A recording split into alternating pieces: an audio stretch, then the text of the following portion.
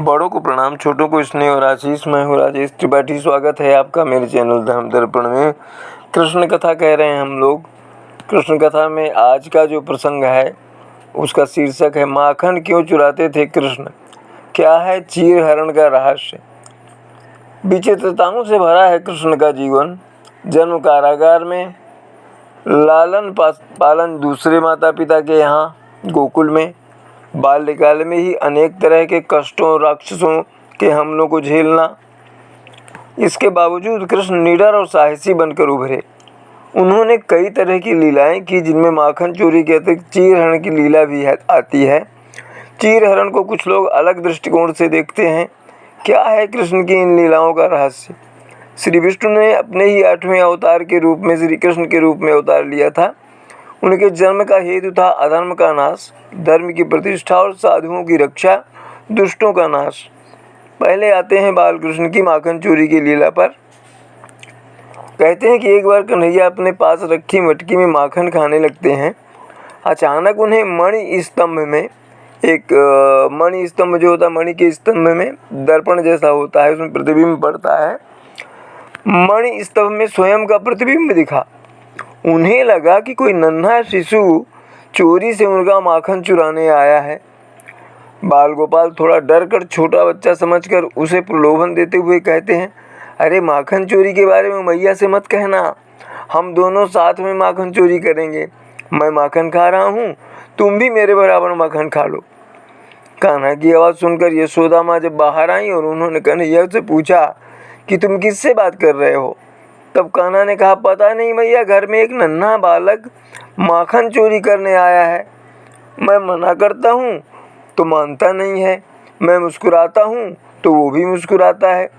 यशोदा मैया कान्हा की इस बाल लीला को देखकर मंत्रमुग्ध हो जाती हैं और अपने माखन चोर को गोद में उठाकर लाड लड़ाती हैं। कान्हा की दूसरी माखन चोरी की इस लीला में वे अपने ही घर में माखन चुरा रहे हैं।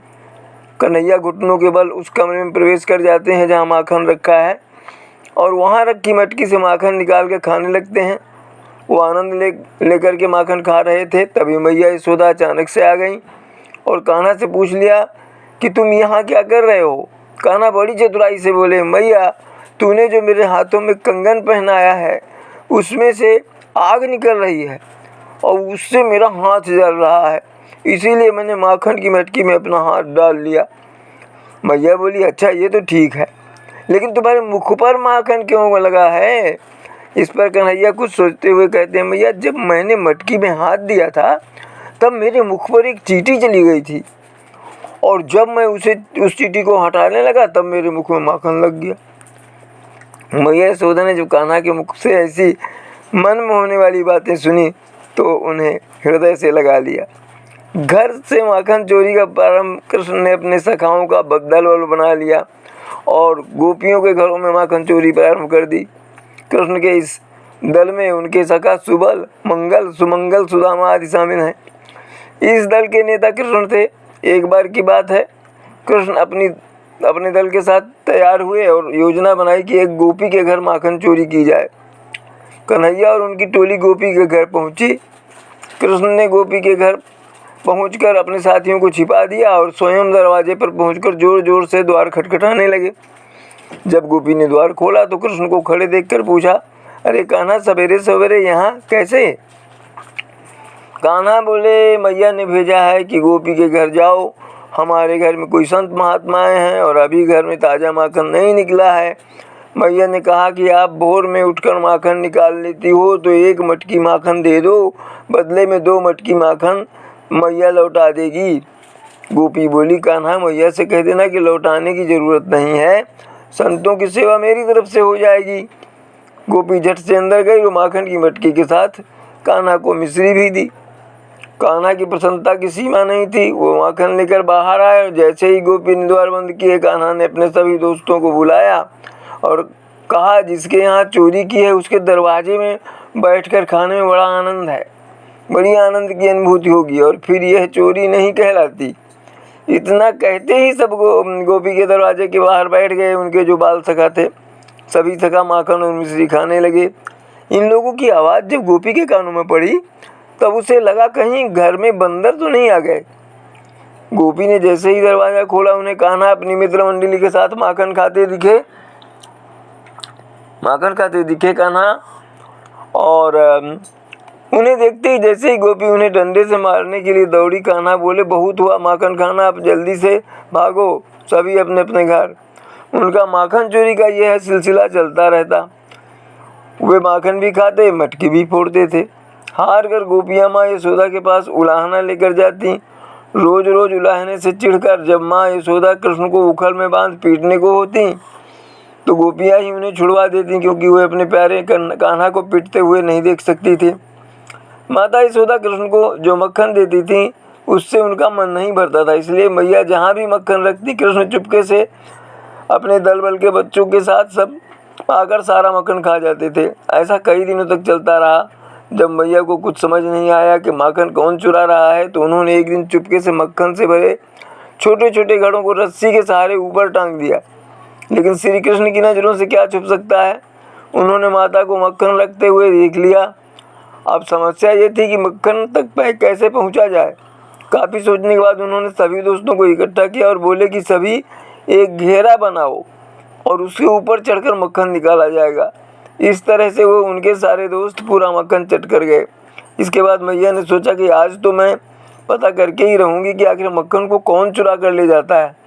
उन्होंने मक्खन को मटकी में रखकर ऊपर टांग दिया और छुप कर देखने लगी।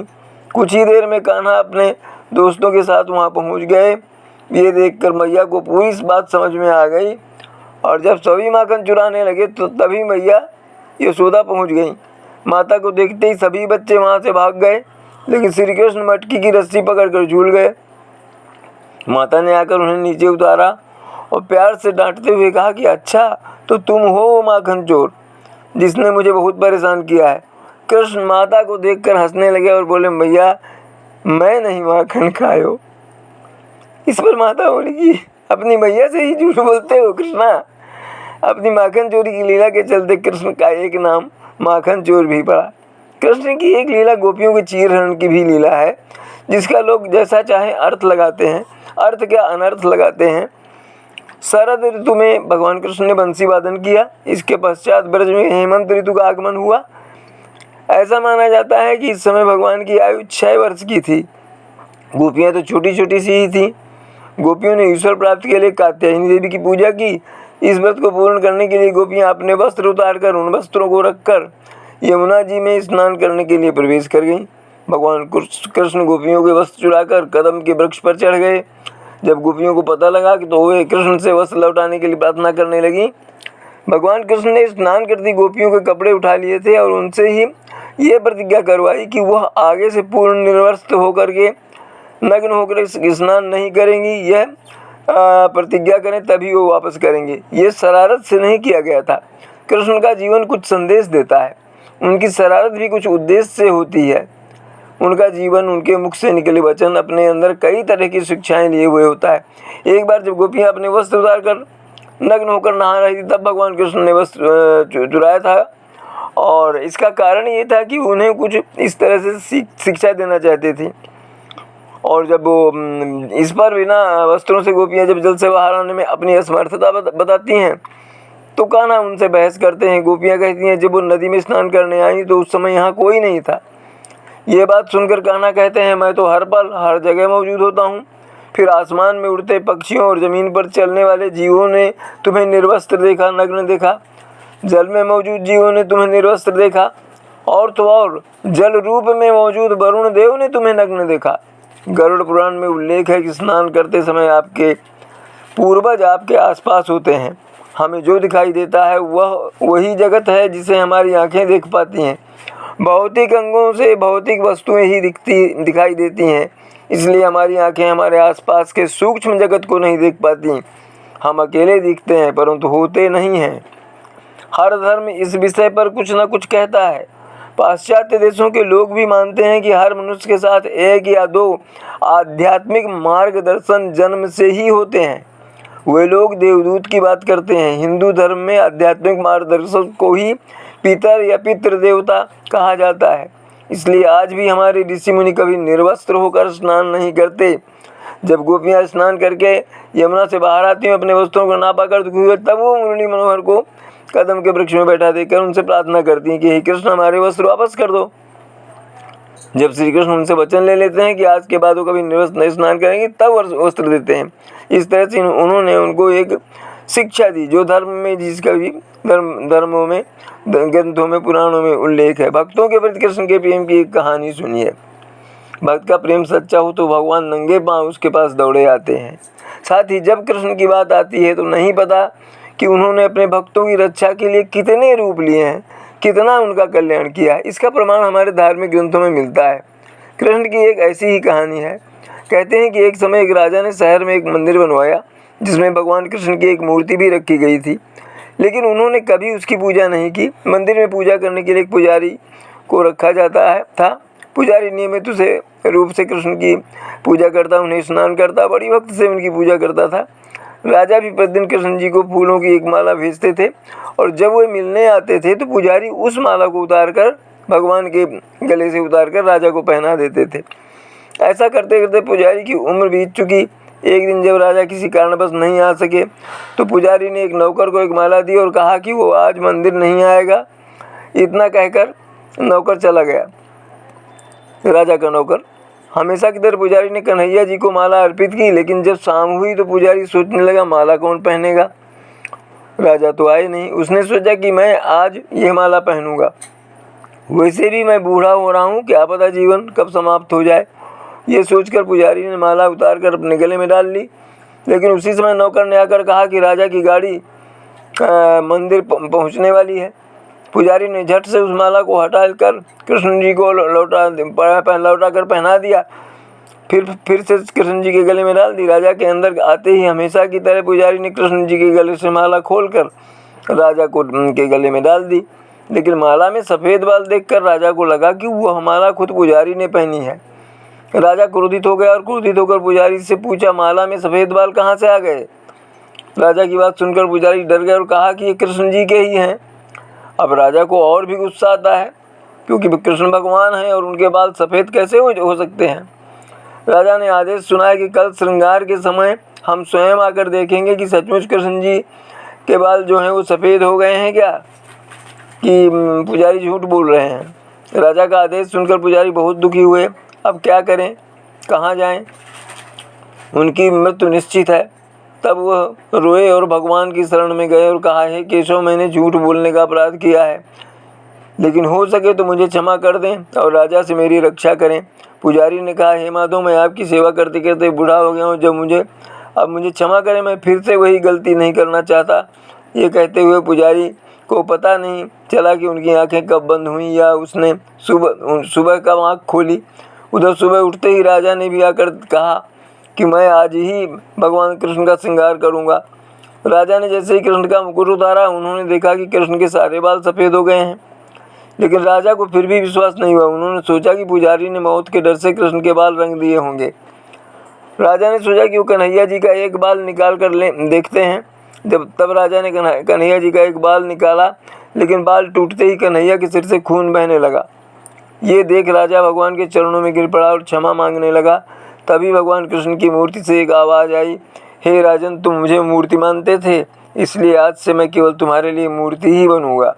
लेकिन पुजारी ने सच्चे मन और पूरी भक्ति से मेरी पूजा की है, तो उनकी अनन्य भक्ति को देखकर मुझे अपने बाल सफ़ेद करने पड़े।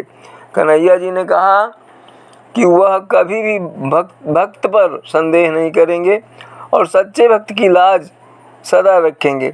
ये सुनकर राजा ने पश्चाताप किया और उसे दुख हुआ कि उसने पुजारी पर अविश्वास किया और कृष्ण की शक्ति और कृष्ण की भक्तों के प्रति जो अनुराग है, उनका जो कृपा है, उसको उसने पहचाना नहीं। तो आज यहीं तक, आगे मिलते हैं इसी तरह के और प्रसंगों को लेकर के। तब तक सुरक्षित रहिए, स्वस्थ रहिए, प्रभु की कृपा रहे आप पर। नमस्कार, प्रणाम।